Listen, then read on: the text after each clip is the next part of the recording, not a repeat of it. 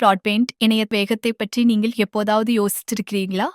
ஆம், நீங்கள் யோசித்திருக்கலாம். ஏனென்றால் உங்கள் வீடு அல்லது வணிகத்திற்காக அதிவேக பிராட்பேண்ட் இணையத்தை வாங்கும்போது பதிவேற்றம் மற்றும் பதிவிறக்க வேகம் போன்ற வேகத்தை பற்றி நீங்கள் முதலில் நினைத்தீர்கள். நீங்கள் ஷாப்பிங் செய்யும்போது இணைய சேவை வழங்குநர்கள் வினாடிக்கு 100 மெகாபிட்கள், வினாடிக்கு 500 மெகாபிட்கள் அல்லது வினாடிக்கு 1000 மெகாபிட்கள் என்ற பிராட்பேண்ட் இணைய வேகத்தை விளம்பரப்படுத்துவதை நீங்கள் பார்த்திருக்கலாம்.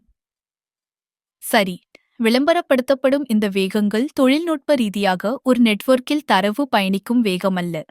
ஆனால் இது உண்மையில் ஒரு நெட்வொர்க்கில் மாற்றப்படும் அதிகபட்ச தரவின் அளவீடு ஆகும். இதுவே அலைவரிசை என்று அழைக்கப்படுகிறது. அலைவரிசை வினாடிக்கு பிட்களில் அளவிடப்படுகிறது அல்லது பிபிஎஸ். வேறு வார்த்தைகளில் கூறுவதானால், இது ஒரு நெட்வொர்க்கில் ஒரு வினாடியில் எவ்வளவு தரவு மாற்றப்படுகிறது என்பதற்கான அளவீடு ஆகும்.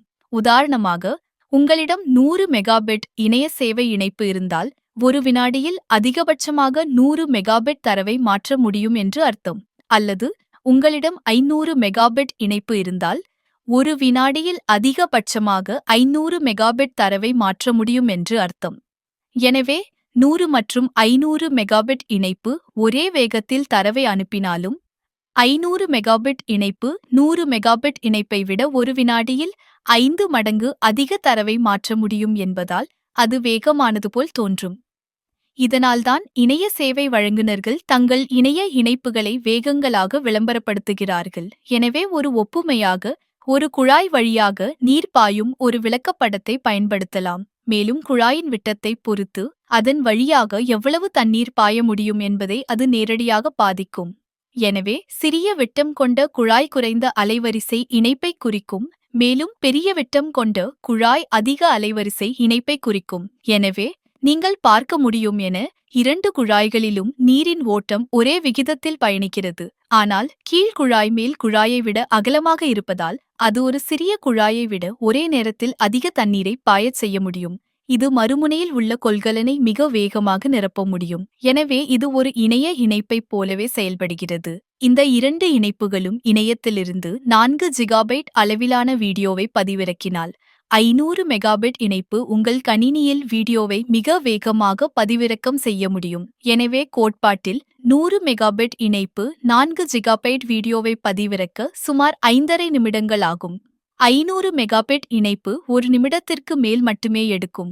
அல்லது உங்களில் யாராவது இதை நினைவில் கொள்ளும் அளவுக்கு வயதானவர்களாக இருந்தால், நீங்கள் பயன்படுத்திக் கொண்டிருந்தால், 990 காலத்தில் யோவெல் டயல் அப் இணைப்பை பயன்படுத்தி 450 கிலோபைட் வீடியோவை பதிவிறக்க ஒரு வாரம் ஆகும்.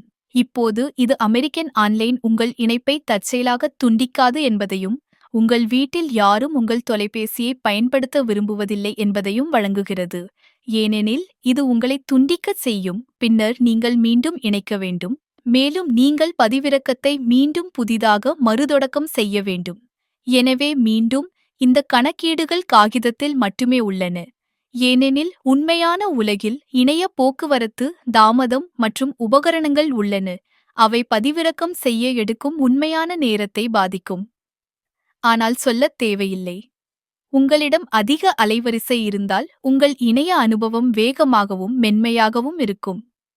ஆனால் அலைவரிசை அதிகமாக இருந்தால், உங்கள் இணைய சேவை வழங்குநருக்கு நீங்கள் அதிக விலை செலுத்த வேண்டியிருக்கும். இப்பொழுது நினைவில் கொள்ளுங்கள், அலைவரிசை பதிவிறக்கம் மற்றும் பதிவேற்ற வேகம் இரண்டிலும் அளவிடப்படுகிறது. ஆனால் ஐஎஸ்பிகள் தங்கள் இணைய வேகத்தை, அதாவது வினாடிக்கு 100 அல்லது 500 மெகாபிட்கள் என்று விளம்பரப்படுத்தும் போது, அவர்கள் பதிவிறக்க வேகத்தை குறிப்பிடுகிறார்கள். பொதுவாக பதிவேற்ற வேகம் பதிவிறக்க வேகத்தின் ஒரு பகுதி மட்டுமே இருக்கும்.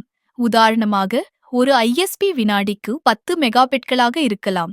இதற்குக் காரணம், வழக்கமான நுகர்வோர் வலைத்தளங்களை உலாவுதல், வீடியோக்களை பார்ப்பது, மின்னஞ்சல்களை எழுதுதல் போன்ற சாதாரண விஷயங்களைச் செய்யும்போது பதிவிறக்க வேகம் மிக முக்கியமானது. எனவே அதிக பதிவேற்ற வேகத்தை கொண்டிருப்பது உண்மையில் முக்கியமல்ல.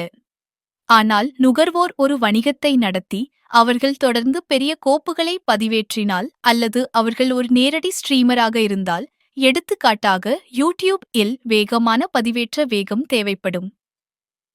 நண்பர்களே, இந்த வீடியோவை பேண்ட்வித் இல் பார்த்ததற்கு நன்றி சொல்ல விரும்புகிறேன். தயவுசெய்து குழு சேரவும். அடுத்த வீடியோவில் உங்களை பார்ப்பேன்.